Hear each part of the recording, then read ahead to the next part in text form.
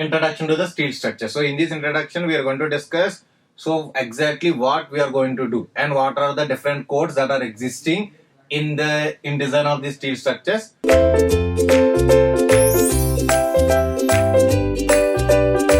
Properties of the steel.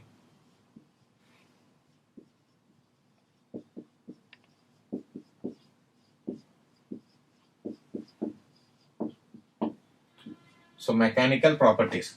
So in mechanical properties, the steel will have yield strength.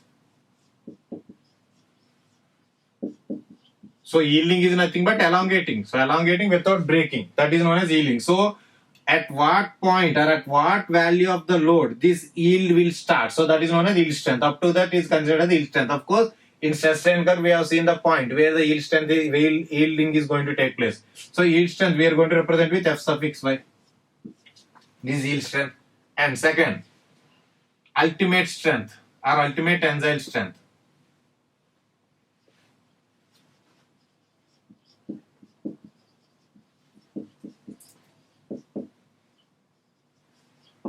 So simply we call it as UTS, ultimate tensile strength. So we represent with FU. So ultimate tensile strength, again in stress strain curve of mild steel bar we have discussed. So where the strain hardening zone ends, okay, where the strain hardening zone ends, E point. So that is known as ultimate tensile strength. Next, so this is mild steel or not only mild steel, this steel will have some other properties like ductility.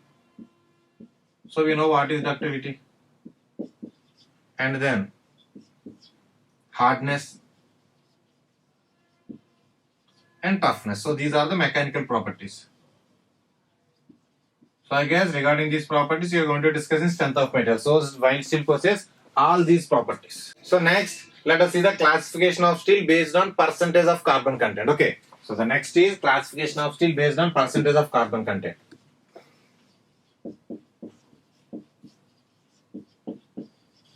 Classification of steel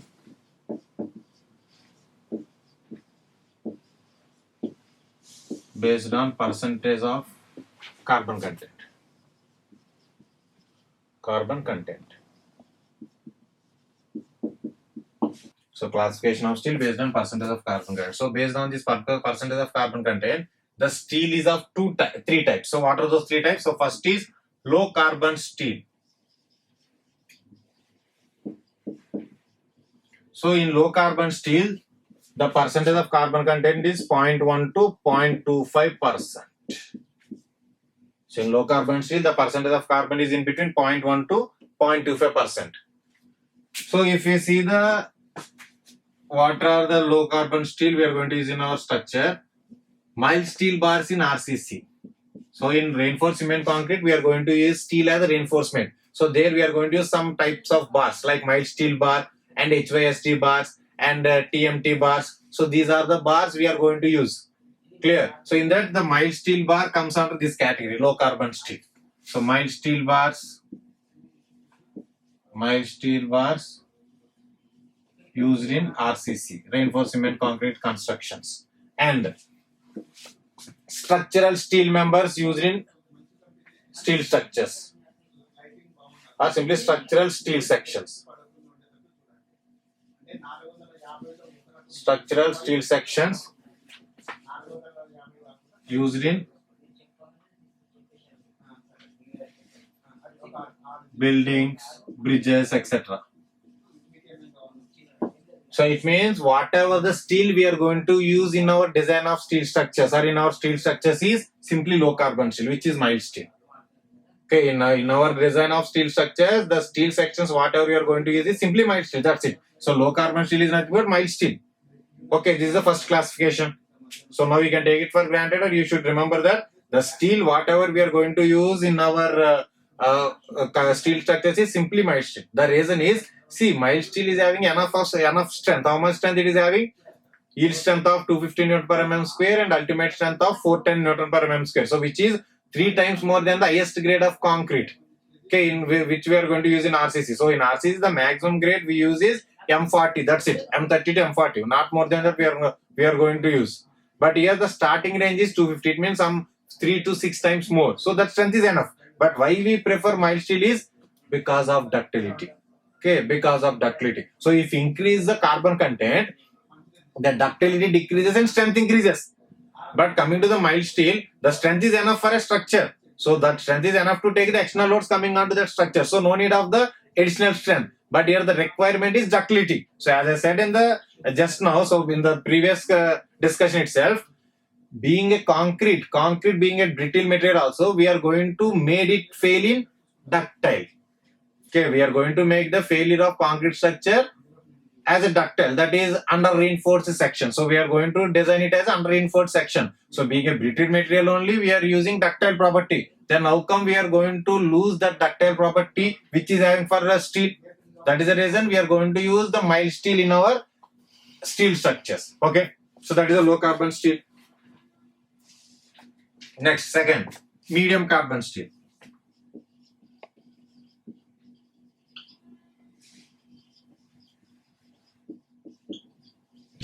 So if you see medium carbon steel, the percent of carbon is 0.25 to 0.6%.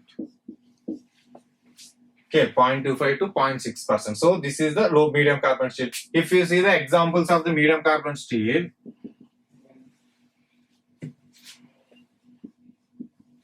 high strength bars or high tensile bars. High tensile bars used in RCC. Like HYSD, TMT, CTC. So those are the high tensile bars. So those high tensile bars are made up of medium carbon steel. And then, so steel used for making the rails. So the train is going to run on rail. So this rail is made up of medium carbon steel. And the wheel, okay, train wheels. So train is having the wheels. So that wheel is made up of medium carbon steel. So etc.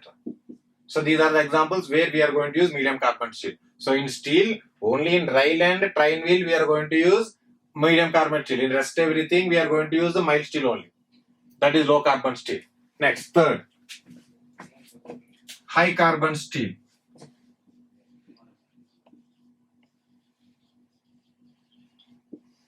High carbon steel. So high carbon steel is nothing but the percentage of carbon content is 0.6 to 1.1%. And if you observe the examples where we are going to use this high carbon steel,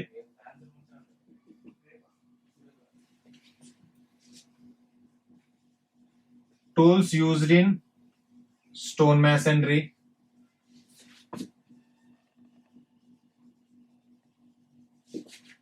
drilling, punching, etc. So in our day-to-day life, we are going to see so many tools like hammer, crowbar, so many things. So all those tools are made up of high carbon steel. So there the strength is required. The reason if you see the stone, so there the tool is required to break that stone. So their ductility is not any criteria. Strength is criteria. That is why the tools, whatever we are going to use in our day-to-day life, as I said, the hammer, crowbar, whatever it may be. So all those are made up of high carbon steel. So as we discussed, so here I will write. So if increase percentage of carbon, so if percentage of carbon is increased, okay, if percentage of carbon is increased, then Fy, Fu and hardness increases. So I guess you are going to study this in strength of materials. Okay, hardness increases and ductility and toughness decreases. Ductility, toughness decreases. So if increase the percentage of carbon, yield strength Fy, ultimate strength Fu, hardness increases, but ductility and toughness decreases. So that is important. But take it down. Now let us see the graphs for various grades of the steel. So mainly we are having low carbon steel, that is mild steel, and then high tensile steel, or you can say the medium carbon steel and high carbon steel. For all these things, how the graph is, let us see. For mild steel, we know. So we have started this design of steel structures with the stress strain curve of mild steel. But once again, let us see for mild steel and different grades of steel. So if you observe the stress strain curve of various grades of steel, we know that on x-axis we are going to represent strain epsilon, on y-axis we are going to represent stress F. So if we observe for mild steel first, so this is the mild steel, okay, stress strain curve for mild steel, and other grades like medium carbon and low carbon.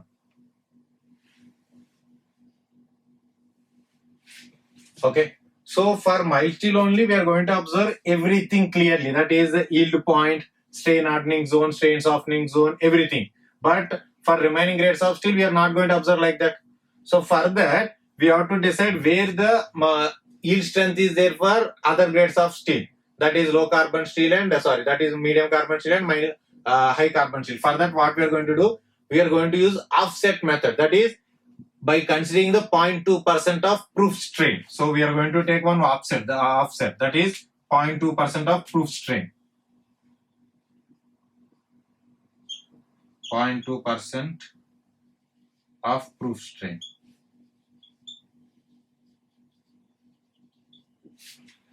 So drawing a line parallel to the initial line. Now where this line meets these graphs, so the corresponding points are considered as a yield point. So only for mild steel only we are going to observe all the points clearly. That is yield point, strain hardening, strain softening. But remaining grades we are not going to observe like that. So this is a mild steel. So for mild steel this is Fy or low carbon steel, and this is the ultimate.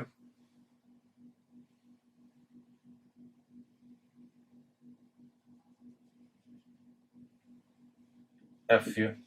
Agree? So for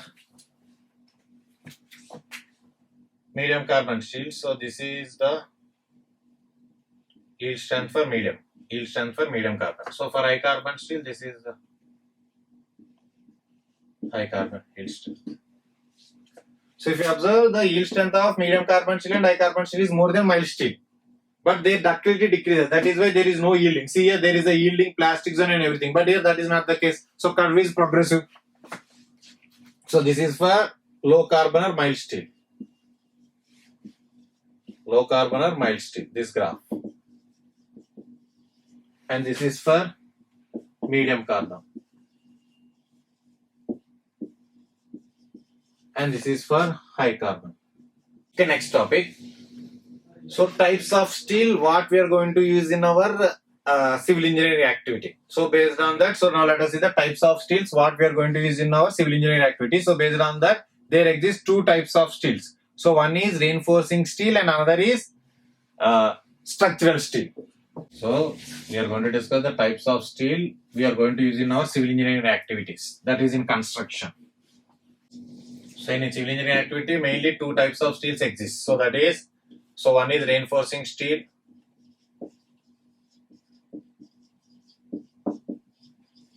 and another is structural steel.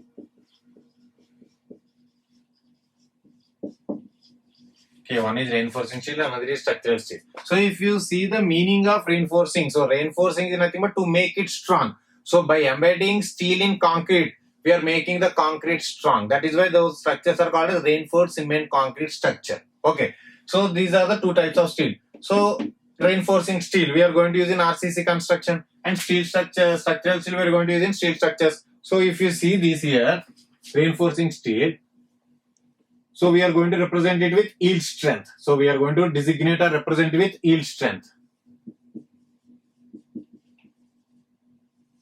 Like Fe 250, Fe 415, etc. So these are the bars. So we are going to represent it with Fe is a steel or iron. So 250 yield strength. So this is how the reinforcing steel is going to be designated. And coming to the structural steel, we are going to represent it with UTS, ultimate tensile strength, or Fu. So it means like this: Fe 415, Fe 570, etc. So it means if you say Fe 415 in steel structures, it means mild steel.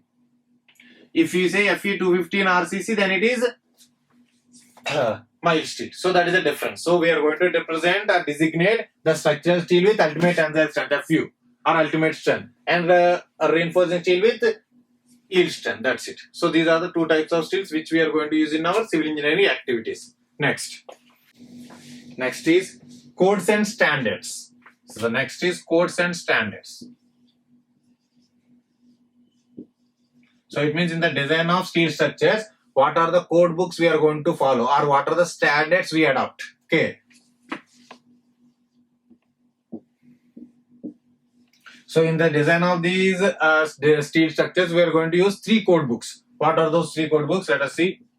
So the first and major code book is IS 800. Okay, so IS 800. So here some changes or modifications are there. First it is published in 1956 to 62. Okay, this is the first published. So next it is revised in 1984. And again it is revised in 2007. So here in 1956 to 62, whatever the code book published for the design of steel structure, that is IS 800, 1956 to 56 to 62, it is simply having some set of instructions. That's it. Okay, no detailing is there. But coming to this in 1984, after the revision, so this method is known as working stress method. So in 1984, the design of steel structure is based on working stress method. We call it as WSM. And again it is revised in 2007. It is known as limit state method.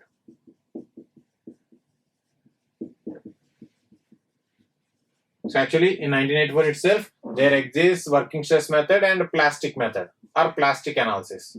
So regarding the plastic analysis and working stress method, the detailing of the design is mentioned in IS 800 1984. Regarding limit state method, it is mentioned in 2007. So plastic method. So simply to say, IS 800 is a code book which we are going to use for the design of steel structures. So this is a code book we are going to use for design of steel structures. So this is a major code book for steel structure, that is IS 800. The next, IS 875 1987. So this is a code book which is used for taking the loads. So this is a code book which we are going to use for design loads. So for design loads except earthquake load. So for earthquake load there exists one more code book that we are not going to use here, that we are not going to discuss in our design of steel structures. So this is a code book which we are going to use for deciding the loads. So how we are going to use all these 3, I'll explain with an example. But first, for the time being, you remember this. Next code book or next standard book we are going to use is IS handbook number 1. See, IS is nothing but Indian standard. Okay, IS handbook number 1. So which is also called as simply steel tables. So these are the 3 code books we are going to use in this design of steel structures. Okay. So now if you see IS 800, so in this IS 800, so this is our choice whether we can design it by limit state or plastic method or working stress method. So based on that, whatever the provisions are there, so by following the provisions we have to design. And after that, IS 800 1987. So this is the code book which is going to discuss about the loads. So how much loads that are coming onto the structure. And IS handbook number 1. So except wind load, here earthquake load. Say earthquake load is not considered. Okay. And IS handbook number 1. So as we discussed in the beginning itself, so steel members are already manufactured. So we are going to use pre-manufactured members. So in this handbook, the detailing of those manufactured members is going to is going to there in this handbook. So it means how many types of steel members are going to be designed, what are their shapes, what are the properties. So everything, so every detailing of the manufactured steel sections is there in this IS handbook number 1. So in this way, by making use of these 3 code books, we are going to design. So how we are going to make use of it? So we are going to discuss it with an example. Okay, so first you take it down. So these are the 3 code books we are going to use in our steel structures. Okay, so now let us see in design how we are going to use these 3 code books. Okay, so what is the design procedure, or what is the first step we do in the process of design? So first step is we are going to decide which type of structure we are going to carry out. Okay, so whether it is a residential building or commercial building, or whether it is a tower or a bridge or dam, whatever may be the structure. So first we decide the type of structure. Okay, so after deciding the type of structure, so immediately we are going to take this code book, that is IS 875 1987. So in this code book, everything about the loads coming onto that particular structure is going to be mentioned. So in this way, well in advance, we are going to calculate the external load coming onto that structure. So assume that, for example, we are going to construct a residential building. So in that residential building, so how much load that is going to come onto it and how many storage. So after deciding that, we simply open this code book and we are going to decide load. Okay, load coming onto this structure. So now in this way the external load P is decided. So after deciding the external load, and one more thing, you listen here. In our discussion, so actually we are discussing for gate examination. So for gate examination, the questions have been asked from this topic. So limit state method. So now we are going to discuss only limit state method in our discussions. Clear? So working stress method is outdated. So nowadays there is no question from this topic. Okay, the questions have been asked from this topic itself. That is limit state method. Okay, so the first step after deciding the type of structure, we are going to decide the load coming onto it. Okay, by using IS 875 1987, we are going to calculate the load coming onto our structure. So assume that in a structure, as I said, we are going to design a residential building. So in that residential building, what are the main elements of the structure, or what is the skeleton, foundation, column, beam, slab? So these are the main elements. Okay, so in this, take one element, beam. Okay, so example, take a beam. So now first step, we are going to calculate the load coming onto that beam P. So after deciding the load, we are going to take, so first this load is decided by using IS 875 and by using IS 800, that is the limit state method. So here we follow limit state method. We are going to calculate the permissible stress or allowable stress, sigma or F, whatever it may be. So how much stress that should be permissible, or how much stress that should be allowed in the structure. So this we are going to calculate by using IS 800. So in this way, by making use of these two code books, we are going to decide the external load coming onto the structure and allowable stress. So load by stress, what we are going to get?